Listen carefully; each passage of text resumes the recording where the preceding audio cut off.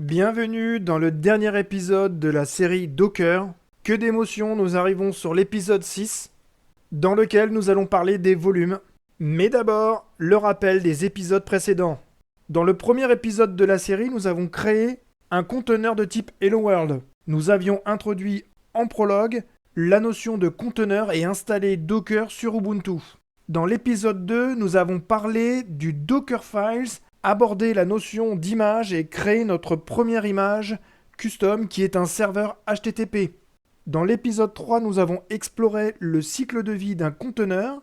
À partir de l'épisode 4, nous avons commencé à interagir avec notre conteneur dans un premier temps via le port exposé de notre serveur HTTP.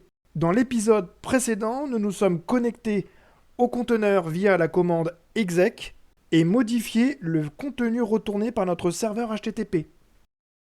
Pour modifier le contenu qui est renvoyé par le serveur HTTP, je ne vais pas me connecter à chaque fois sur mon conteneur.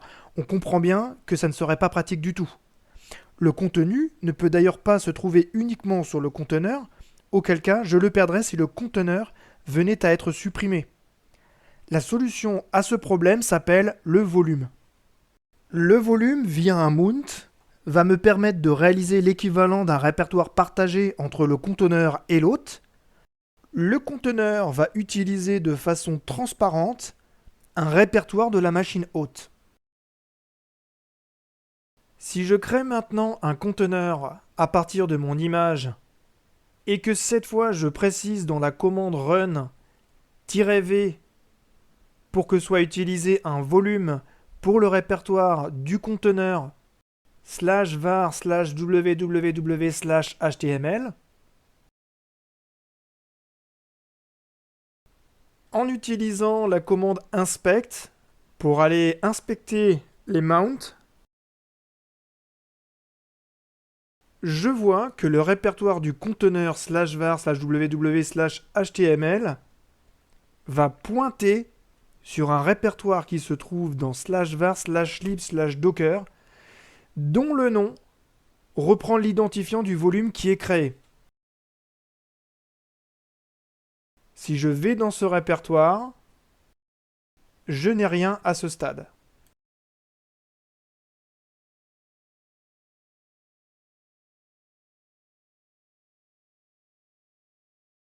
Si maintenant je reproduis les commandes de l'épisode précédent, que je me connecte sur le conteneur et que je vais dans le répertoire /var/www/html pour y créer un répertoire index.html,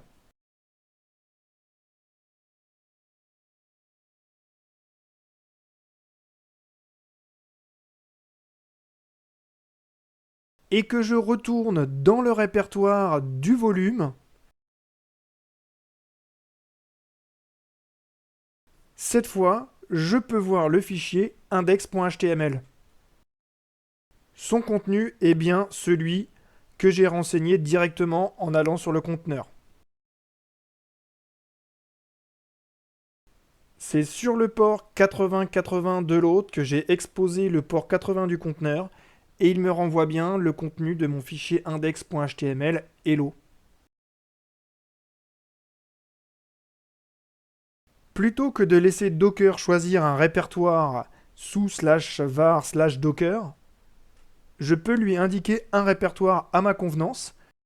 Je crée ici sous mon répertoire home un répertoire www et j'indique au lancement de mon conteneur que ce répertoire doit être mappé sur le répertoire var www/html du conteneur.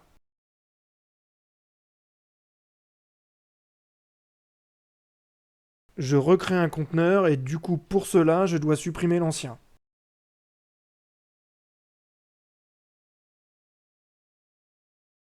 La commande docker inspect m'indique bien la différence de configuration. Je suis sur un volume de type bind. Comme précédemment, si je crée un fichier index.html, je pourrais y accéder depuis le répertoire de la machine hôte.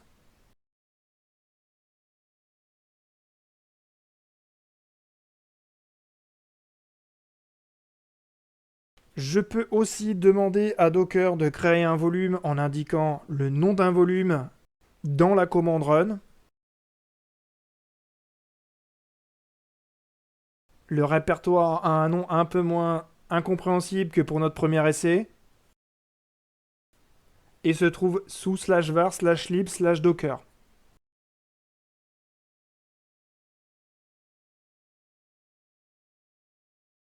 Je peux aussi créer séparément mon volume, puis l'utiliser toujours avec la commande run.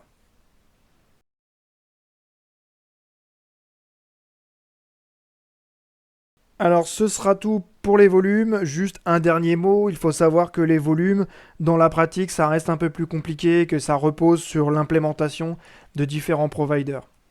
Cette série sur Docker touche à sa fin, nous arrivons au bout du dernier épisode. J'espère qu'elle vous a plu. Docker est un bon moyen de se familiariser avec la notion de conteneur, même si dans la pratique vous allez rapidement sortir de Docker et vous orienter vers des outils de plus haut niveau comme Kubernetes. Car ce qu'on n'a pas vu dans cette série est pourtant essentiel, à savoir comment les conteneurs vont travailler et être assemblés ensemble. Et c'est une toute autre histoire. Merci beaucoup à tous, j'espère que cette série vous a plu et à bientôt.